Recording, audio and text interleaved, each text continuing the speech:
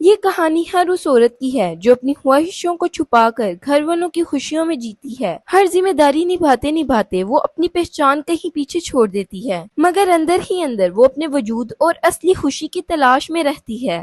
السلام علیکم، آپ سب لوگ کیسے ہیں؟ امید آپ سب لوگ ٹھیک ہوں گے۔ ویڈیو کو اینڈ تک ضرور دیکھیں۔ کچن کے کھڑکی سے آتی دھوپ ہو یا رات کا سناٹا، ایک عورت کا ذہن ہمیشہ ایک مینیو کارڈ بنا رہتا ہے، لیکن اس مینیو میں اس کا اپنا ذائقہ کہیں نہیں ہوتا۔ کسی کو نمک کم پسند ہے، بچوں کو آلو بہت پسند ہیں، اور ایک انسان ایسا جسے نرم روٹی چاہیے۔ وہ تھکی ہے، پسینے میں شرابور ہوتی ہے، لیکن دسترخوان پر جب سب اپنی پسند کا نوالا توڑتے ہیں تو اس کی تھکن اتر جاتی ہے۔ خود اکثر وہ ٹھنڈا سالن، بچی ہوئی روٹی کھا لیتی ہے جو کوئی اور نہیں کھاتا۔ سب پوچھتے ہیں آپ نے اپنے لیے کیا بنایا؟ وہ مسکرا کر کہتی ہے جو سب نے کھایا وہی میرا ہے۔ یہ صرف وجود نہیں ہے، یہ دوسروں کے لیے پگھلنے کا نام ہے۔ اور اگر بازار جائیں، بازار کی رونقیں ہر ایک کو اپنی طرف کھینچتی ہیں۔ وہ ایک ایک دکان چھانٹی ہے، بہترین کپڑے ڈھونڈتی ہے، لیکن اپنے لیے نہیں۔ بچوں کے نئے جوتے، گھر کے لیے نئی چادر۔ جب کوئی دکاندار اسے پوچھتا باجی آپ کو کیا دکھاؤں، تو وہ ایک پل کو رکتی، اپنی پرانی چادر کو سنبھالتی ہے اور کہتی ہے بس میرے پاس سب ہے، بچوں کو دکھا دیں۔ وہ اپنے ارمان کو اگلی بار کی الماری میں لاک کر دیتی ہے۔ اس کے بیگ میں سب کی خوشیاں ہوتی ہیں، بس اس کی اپنی کوئی نئی چیز نہیں ہوتی، کیونکہ اس کا سب سے بڑا زیور اس کے گھر والوں کی مسکراہٹ ہے۔ اور یہ چار لفظ مجھے کچھ نہیں چاہیے، یہ دنیا کا سب سے بڑا اور سب سے معصوم جھوٹ ہے جو کہ صرف عورت ہی بول سکتی ہے۔ جب بجٹ کم ہو یا وقت کی کمی ہو تو سب سے پہلے کانٹا کس پر چلتا ہے؟ عورت کی اپنی ضرورت پر۔ وہ نہیں اس لیے کہتی ہے تاکہ کسی اور کی ہاں پوری ہو سکے۔ وہ اپنے جوتے کی ٹھوکر برداشت کر لیتی ہے، لیکن بچے کی سب سے چھوٹی خواہش بھی ادھوری نہیں رہنے دیتی۔ اس کا یہ انکار دراصل اس کی انا، ایگو نہیں، بلکہ بے پناہ صبر ہے۔ وہ اپنے کچھ نہیں میں پورے گھر کا سب کچھ سمیٹ لیتی ہے۔ لوگ کہتے ہیں دیواریں گھر بناتی ہیں، لیکن سچ تو یہ ہے ایک عورت کا صبر گھر بناتا ہے۔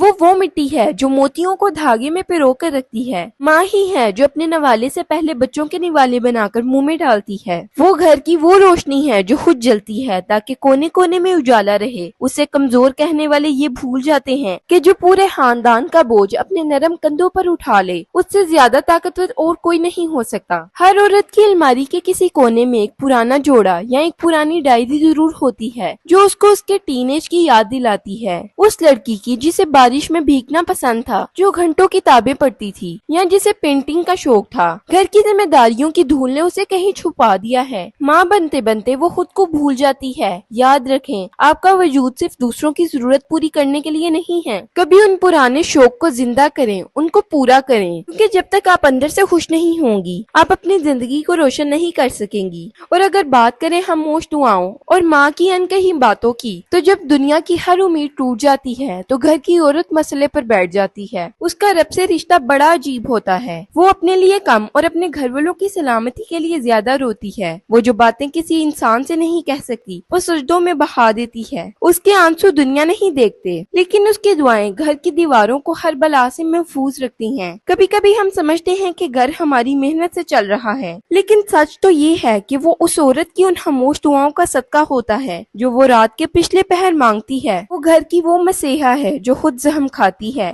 پر سب کی شفا کی دعا کرتی ہے۔ عمر کا سفر، سفید بال، بڑھاپے کی طرف بڑھتے قدم اور تجربے کی خوبصورتی۔ آئینہ کبھی جھوٹ نہیں بولتا، لیکن وہ پورا سچ بھی نہیں بتاتا۔ جب چہرے پر جھریاں آنے لگیں اور بالوں میں چاندنی اترنے لگے تو پریشان مت ہوں، یہ ہر لکیر ایک داستان ہے، بچوں کی پرورش کی، تھکان، راتوں کی جاگتی ہوئی یادیں اور مشکل وقت میں دکھائی گئی ہمت۔ یہ سفید بال کمزوری کی نشانی نہیں ہے، بلکہ اس تجربے کا تاج ہے جو آپ نے برسوں کی قربانیوں سے کمایا ہے۔ ایک عورت کبھی پرانی نہیں ہوتی، وہ تو ایک پر اثر کتاب بن جاتی ہے جسے ہر کوئی سمجھ نہیں سکتا۔ اپنے اس نئے روپ سے محبت کریں، کیونکہ یہ وقار آپ کو مفت میں نہیں ملتا، اس کی آپ نے بہت بڑی قیمت ادا کی ہے۔ ہم اکثر سمجھتے ہیں کہ وہ شکایت نہیں کرتی تو وہ خوش ہے، ہم سمجھتے ہیں کہ وہ تھکی نہیں ہے کیونکہ کام کرتی رہتی ہے، لیکن یاد رکھیں، خاموشی کا مطلب سکون نہیں ہوتا۔ اس کو آپ کے مہنگے تحفوں کی ضرورت نہیں، بس اس کے ہاتھ پر اپنا ہاتھ رکھیں اور کہیں ہم جانتے ہیں آپ ہمارے لیے کتنا کرتی ہیں، ہم آپ کے شکر گزار ہیں۔ مجھے کچھ نہیں چاہیے کو ختم کریں، کیونکہ اس کے لیے دنیا کی ہر نعمت سے بڑا تحفہ احساس ہے۔ وہ کچھ نہیں مانگتی، لیکن وہ سب کچھ ڈیزرو کرتی ہے۔ خود سے دور ہوتی عورت یعنی اپنی ہی زندگی میں مہمان بن جانا۔ کبھی کبھی زندگی اتنی تیز بھاگتی ہے کہ عورت اپنی ہی کہانی میں سائیڈ کریکٹر بن جاتی ہے۔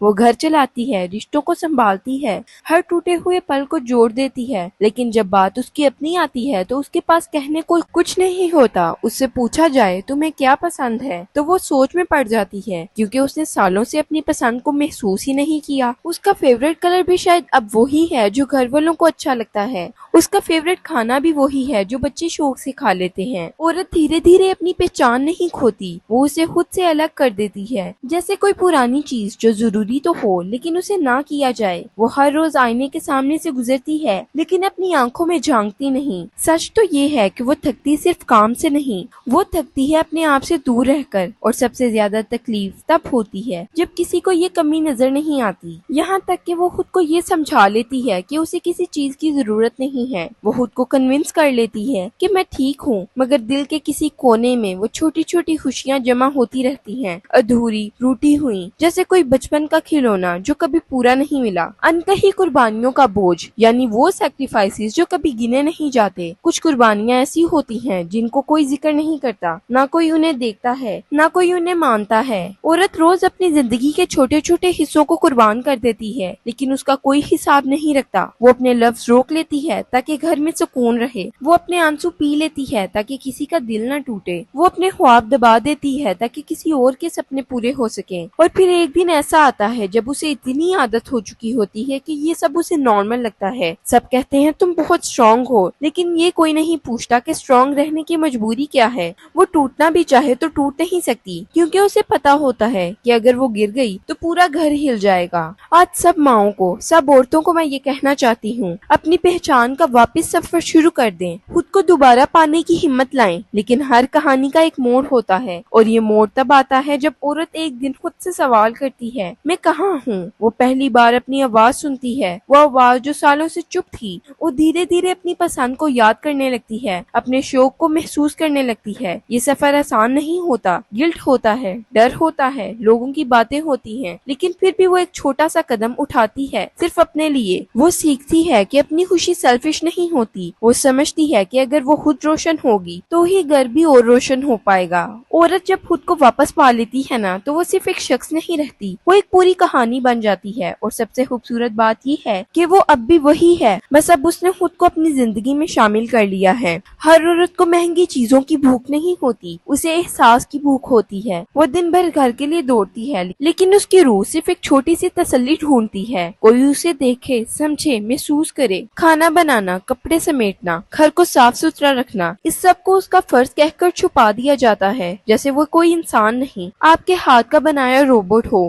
کسی نے کبھی اس کی آنکھوں کے نیچے حلقوں کو نہیں دیکھا، کسی نے اس کی خاموشی کو سن کر سمجھا کہ وہ کچھ کہنا چاہتی ہے۔ عورت کی سب سے بڑی کمی پیسہ نہیں ہوتا، نہ وقت ہوتا ہے، اس کی سب سے بڑی کمی ہوتی ہے سمجھا جانا۔ وہ چاہتی ہے کوئی اسے یہ نہ کہے کہ تم اسٹرانگ ہو، بلکہ کوئی یہ کہے تم تھک گئی ہو نا، آج تم بیٹھ جاؤ۔ عورت کو سمجھنا مشکل نہیں ہوتا، بس لوگ سمجھنا نہیں چاہتے۔ وہ ہر بدلاؤ محسوس کر لیتی ہے، لہجے کی ہلکی سی سختی، رویے کی تھوڑی سی دوری، نظروں کا ہلکا سا فرق، اس سے کچھ نہیں چھپتا۔ لیکن عجیب بات یہ ہے، وہ سب سمجھ کر بھی اکثر کچھ نہیں کہتی۔ کیوں؟ کیونکہ وہ لڑنا نہیں چاہتی، وہ ٹوٹنا نہیں چاہتی، وہ گھر کو بکھرنے نہیں دینا چاہتی۔ وہ اپنی فیلنگز کو سائڈ پر رکھ دیتی ہے، صرف اس لیے کہ رشتے بچ جائیں، کیونکہ اسے ڈر ہوتا ہے کہ اگر وہ بول پڑی تو شاید سب کچھ بدل جائے۔ عورت کمپرومائز کرتی ہے، لیکن اس کا مطلب یہ نہیں کہ اسے درد نہیں ہوتا۔ وہ معاف کرتی ہے، لیکن اس کا مطلب یہ نہیں کہ وہ بھول جاتی ہے۔ وہ مسکرا دیتی ہے، لیکن اس کا مطلب یہ نہیں کہ وہ خوش ہے۔ ایک وقت آتا ہے جب وہ سب سمجھ کر بس دیکھتی رہتی ہے، نہ وہ شکایت کرتی ہے، نہ سوال۔ اور یہ وہ لمحہ ہوتا ہے جہاں رشتہ بچ تو جاتا ہے، لیکن کہیں نہ کہیں سے خالی ہو جاتا ہے۔ عورت آواز نہیں اٹھاتی، لیکن اس کی خاموشی چیخ رہی ہوتی ہے، اور جو لوگ اس کی خاموشی کو سمجھ نہیں پاتے، وہ کبھی اس عورت کو سمجھ ہی نہیں پاتے۔ اس نے کبھی سب کچھ نہیں مانگا، مگر پھر بھی اسے کچھ بھی پورا نہیں ملا۔ آج اگر اسے سمجھ لیا تو گھر بچ جائے گا، ورنہ کل صرف دیواریں رہ جائیں گی اور ان میں کوئی روح نہیں ہوگی۔ عورت ٹوٹ کر آواز نہیں کرتی، وہ چپ ہو کر کہانی ختم کر دیتی ہے۔